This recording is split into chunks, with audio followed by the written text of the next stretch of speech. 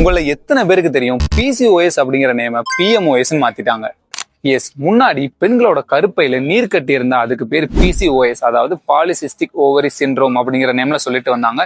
இப்ப அதை மாத்தி PMOS, அதாவது poly endocrine metabolic ovarian syndrome அப்படின்னு வச்சிருக்காங்க. இது முன்னாடி மாதிரி இல்லாம கருப்பையை மட்டும் ஃபோக்கஸ் பண்ணாம பெண்களோட பாடியில மெட்டபாலிக் சேஞ்சஸ், ஹார்மோனல் இம்பேலன்ஸ், இந்த மாதிரி எந்த கண்டிஷன் இருந்தாலுமே அது PMOS கீழே வந்துடும். சரி, இப்போ இந்த PMOS இருக்கான்னு எப்படி கண்டுபிடிக்கிறதுன்னு கேட்டீங்கன்னா ஒரு 3 டெஸ்ட் இருக்கு, சொல்றேன், நோட் பண்ணி வச்சுக்கோங்க. FSH and LH.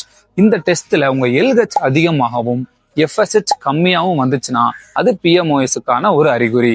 ரெண்டாவது free androgen index test. Free androgen index test எடுத்து பார்க்கும்போது அதுவுமே அதிகமா வந்துச்சுன்னா அதுவுமே PMOSக்கான ஒரு அறிகுறி. மூணாவது சிம்பிளா பெண்களோட கழுத்துக்கு பின்புறமா பாத்தீங்கன்னா கருப்பு கலர்ல பேட்சா இருக்கும்.